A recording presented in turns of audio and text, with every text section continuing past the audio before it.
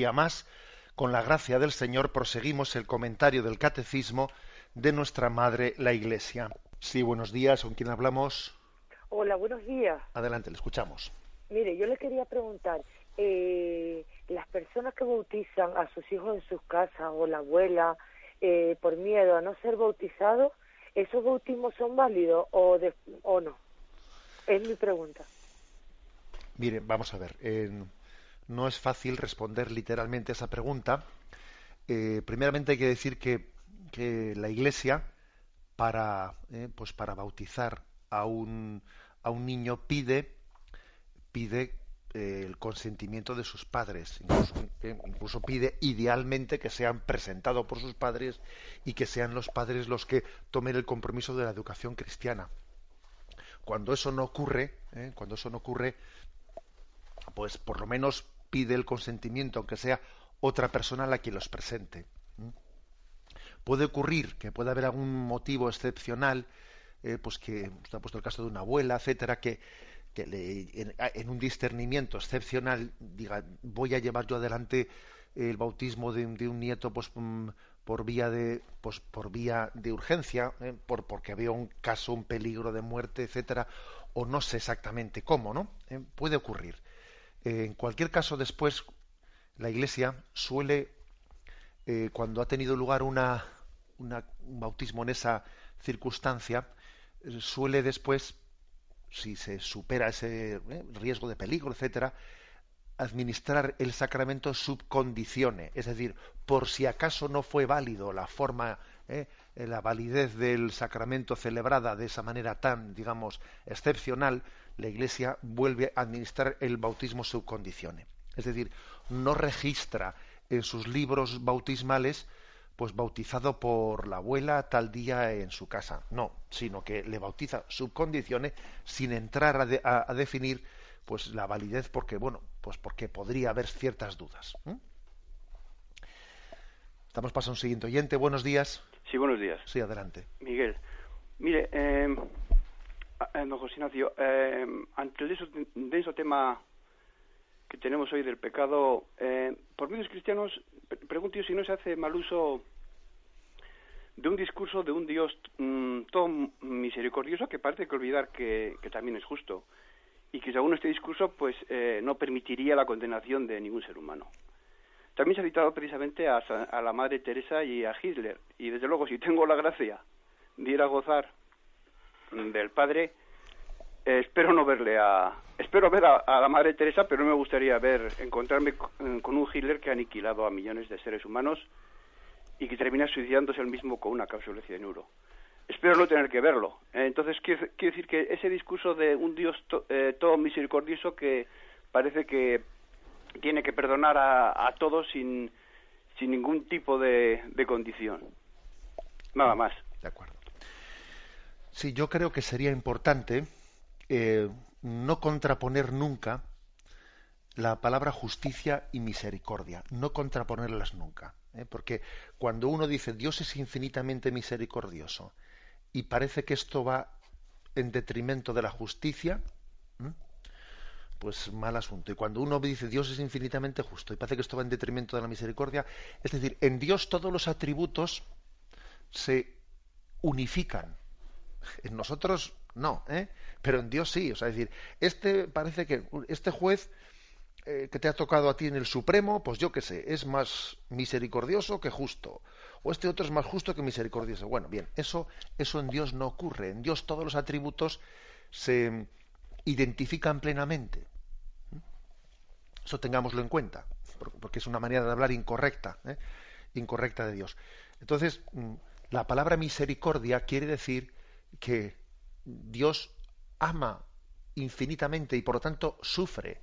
Y la posibilidad de que el hombre sufra es un motivo de que el hombre se condene, es un motivo de sufrimiento para el corazón de Dios. O sea pero a Dios no le puede dar igual. Eso lo decía Dostoyevsky, en alguna de sus novelas, creo que eran los hermanos Karamazov. Él viene a decir, ¿no? A Dios no le puede dar igual el bien que el mal. No puede tener igual destino el bien que el mal. No puede tener igual destino. Porque entonces sería como como si Dios fuese indiferente ante el bien y ante el mal. ¿Eh? La Madre Teresa de Calcuta no puede tener el mismo destino eterno que Hitler. Oiga usted, porque entonces porque entonces de ahí se derivaría una imagen en la que la misericordia estaría totalmente desligada de la justicia, estaría totalmente desligada de la verdad. Entonces, verdad y amor no irían de la misma mano. ¿Eh?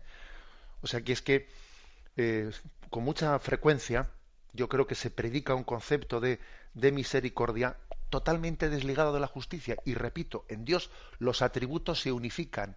Y decir es infinitamente misericordioso y decir es infinitamente justo es lo mismo, no son dos cosas. Damos paso a un siguiente oyente. Buenos días. Buenos días. Sí, adelante, le escuchamos. Monseñor, buenos días. Vamos a ver, ¿se puede alimentar el pecado mortal?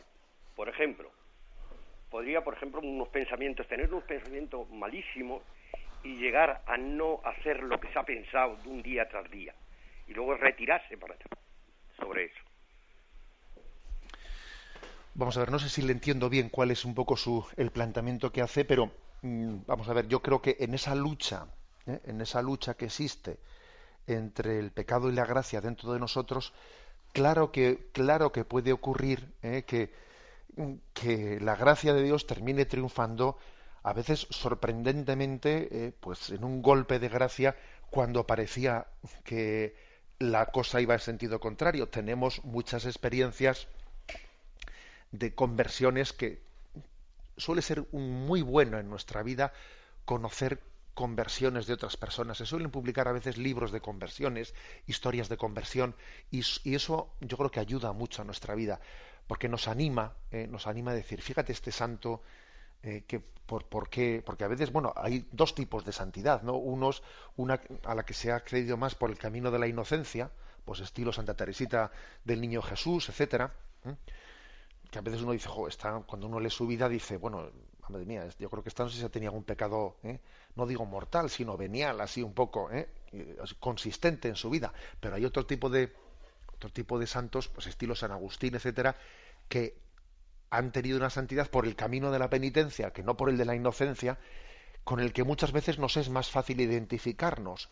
Y vemos cómo, aunque el pecado parecía adueñarse de sus vidas, pues es que al final la gracia de Dios, cuando tú le dejas abierto una especie de sirriquito, como se dice ahí en la ventana o en la puerta, entra, es decir, si le abrimos un poco mínimamente la ventana a la gracia de Dios, es capaz de dar un vuelco a nuestro corazón. Por eso, bueno, no sé si le he entendido bien la pregunta al oyente, pero yo diría que tenemos que tener siempre confianza en la gracia, ¿no? Y abrirle la posibilidad de que entre en nosotros. Damos paso a un siguiente oyente. Buenos días. Buenos días. Sí, a ver, le escuchamos. A ver, adelante, está usted en antena, puede ya hablar usted. Bueno.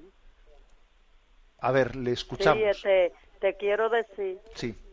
que yo tengo un disgusto hace mucho tiempo porque tuve muchos hijos, tuve 15 hijos y ellos todos están amancebados, los que se han casado están amancebados, y yo he sido una mujer de iglesia todo desde que yo nací hasta el final que sigo, que ahora mismo estoy con el rosario en la mano, que estoy rezando el tercio y oyendo tu catequés, que me gusta mucho y soy muy amante a todo. Leí la Biblia y leo muchas oraciones por ello, y todo el día comulgo por ello, porque tuve un hijo que tuvo 7 años en el seminario y después se retiró, no sé qué le dio, y eso ha sufrido yo mucho, y siempre estoy con una tristeza en el alma. Y me confieso, le digo al padre, a todos los padres, y me dicen que yo no tengo culpa de nada de lo que ellos hacen. Pero ellos no son malos, ellos son muchachos buenos. Pero tienen un defecto, que no les gustan rezar, que no les gustan. Mira, lo invito que vengan a rezar el tercio conmigo. Trato de rezar, de leerle la Biblia, de leerle los evangelios, de leerle todo. y llamarlo a mi viña, a la viña del Señor, para que a ver si el Señor le toca, porque no te estoy diciendo que ellos son muy alejados de Dios, porque ellos van los domingos de cuando en veces, pero que me gustaría verlo, que ellos sean más entusiasmados a la voluntad de Dios, que no verlo en pecado, verlo que sean muchachos amantes a Dios, amantes al amor de Dios, que es el único que salva y condena. Y le vivo diciendo, y lo que me dicen es que rece yo, que soy una vieja, que yo tengo 67 años, y yo le digo que hay que rezar, hay que todo el mundo buscar a Dios, porque el que no busca a Dios no lo tiene, y el que es amante a Dios encuentra, pero ellos no me hacen caso.